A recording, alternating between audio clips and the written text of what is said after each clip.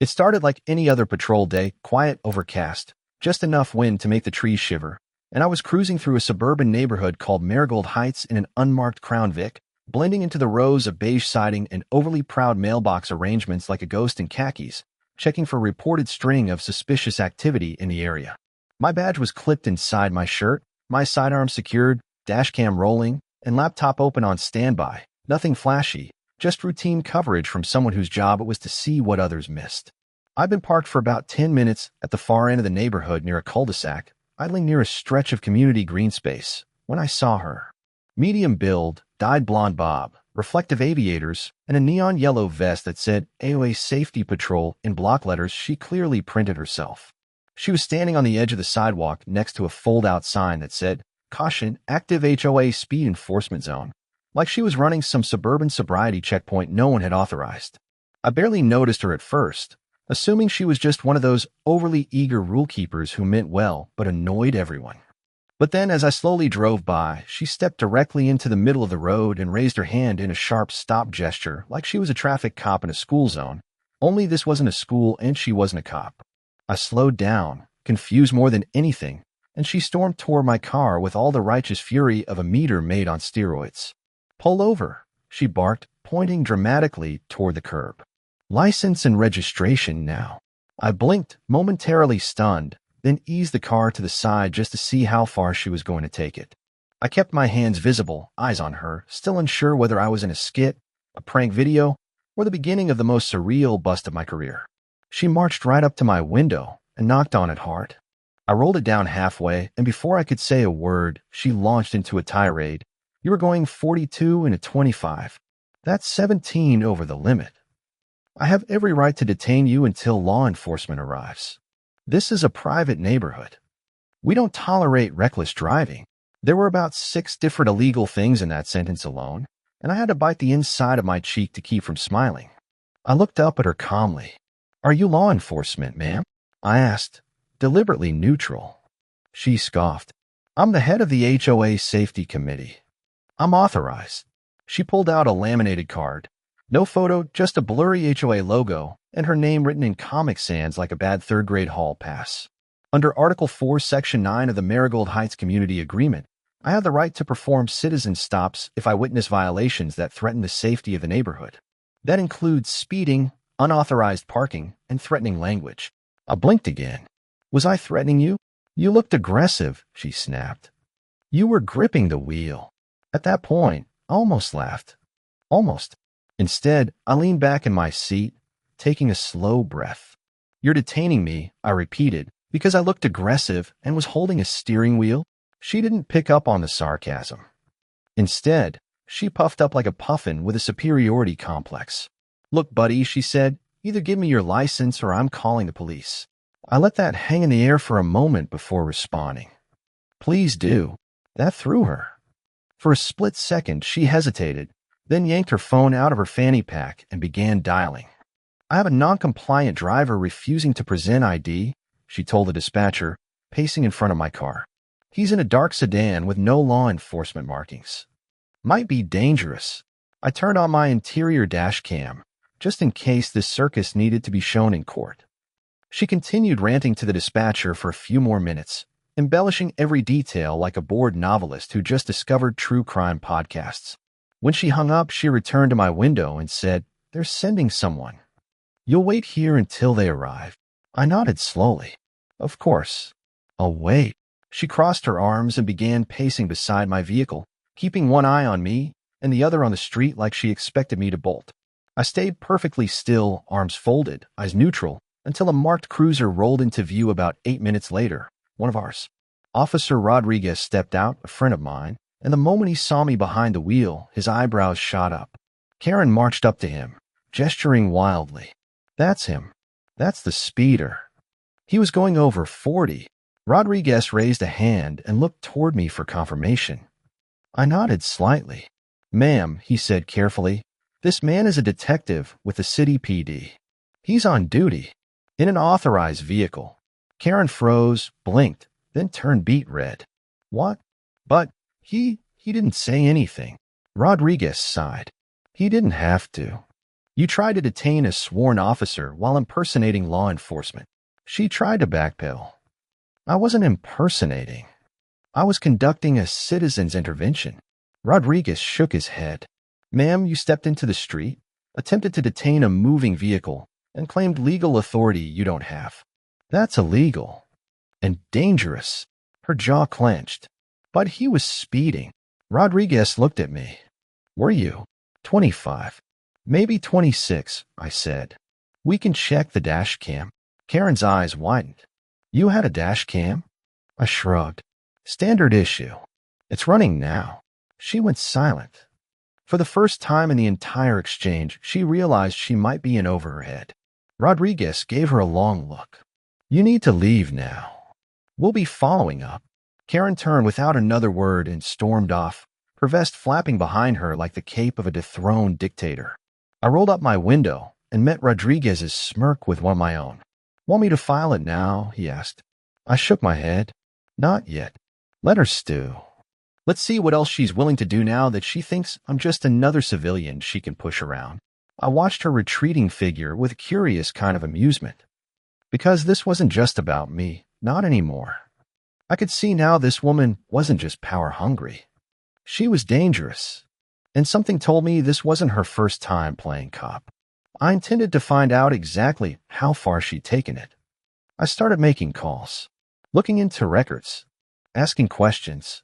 And before long, the truth began to unfold like a corruption-soaked origami crane. The thing about dealing with someone like Karen is that it's not just the theft.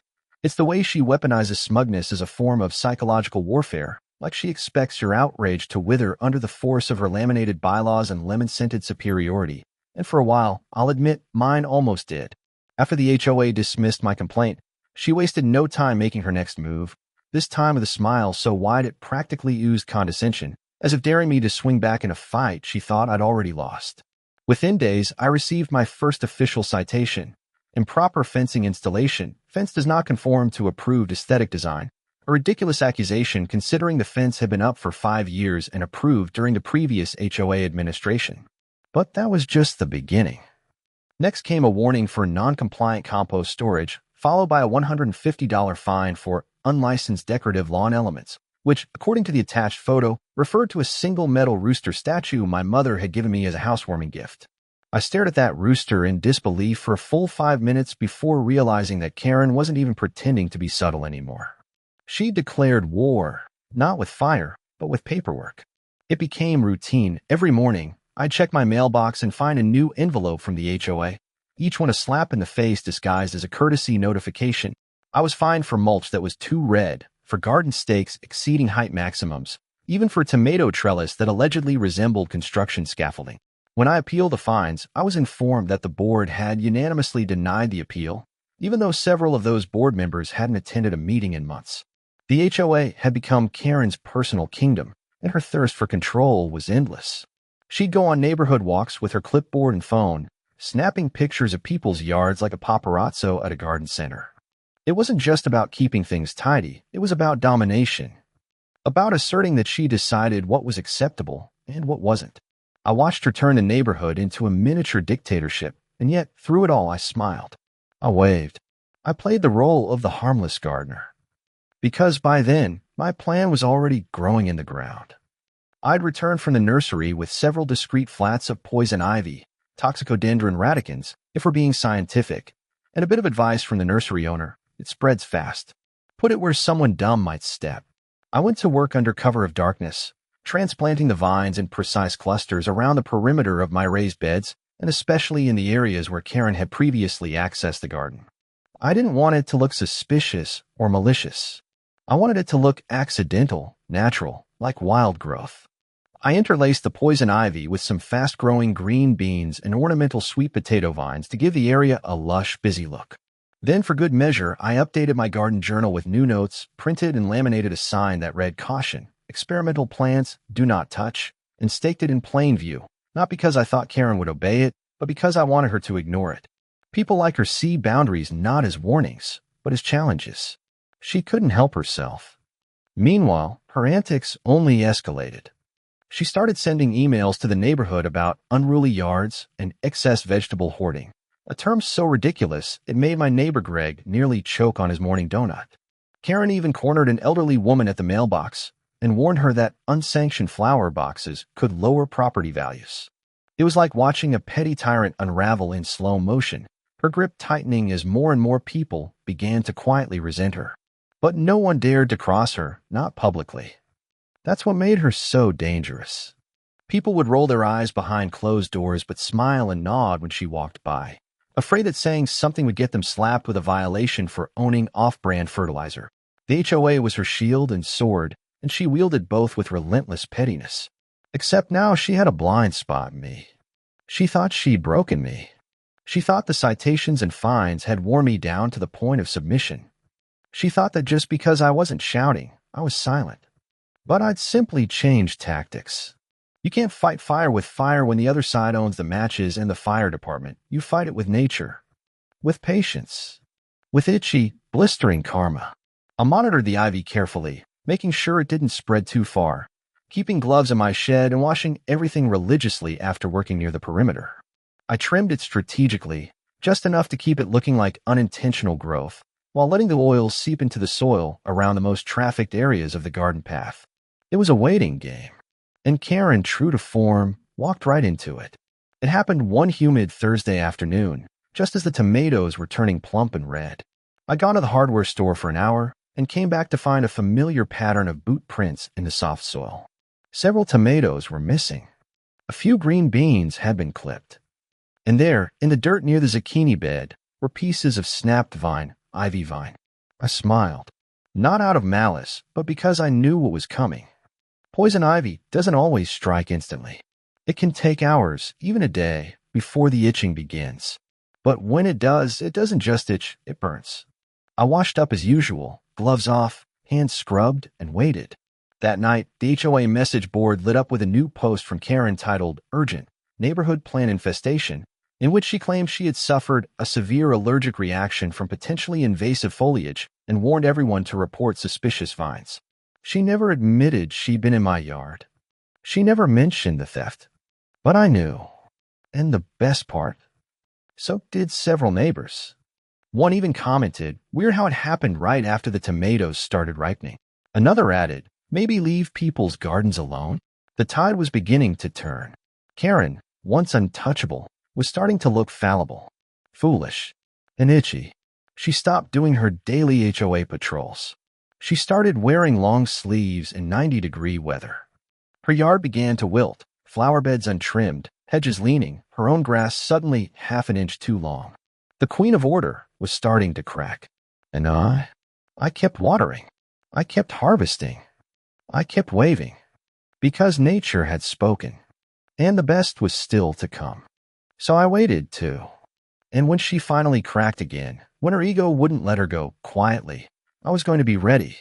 This time, not with warnings, not with notes, but with the full weight of the badge she'd mocked without even realizing it was watching her the whole time.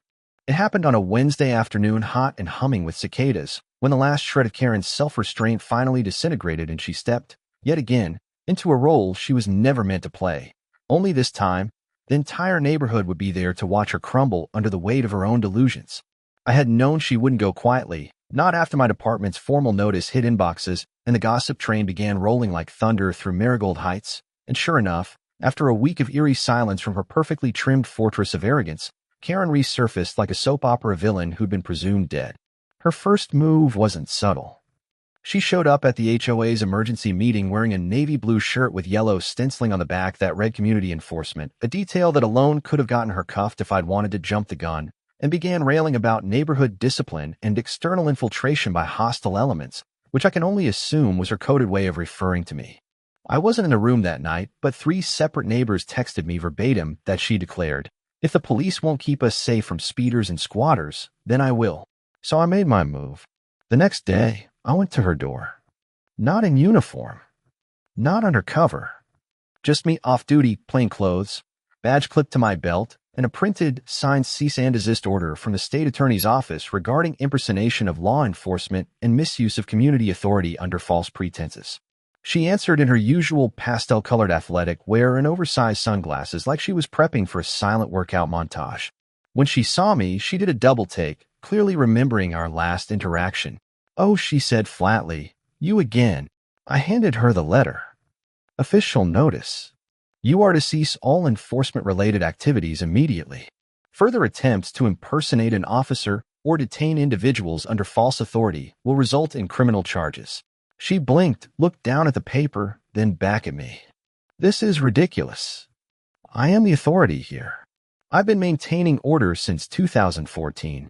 And now," I replied calmly, "you're under legal review for impersonating a police officer. That's a felony, Karen." She opened her mouth to argue, but no words came out. For the first time, I saw it, not just the indignation, but fear. Real, raw fear, like someone who spent their entire life playing a role, suddenly realizing the stage has collapsed beneath them. She slammed the door without another word. But it didn't matter. The gears were already in motion. The letter was just the beginning. That weekend, we held a public safety forum in the local rec center, a department outreach event that just so happened to include a presentation on the dangers of impersonating police officers. I was one of the guest speakers.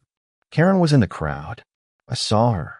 Saw her trying to melt into a folding chair near the back as I showed dashcam footage of a real-life example of an HOA president attempting to execute a traffic stop without authority.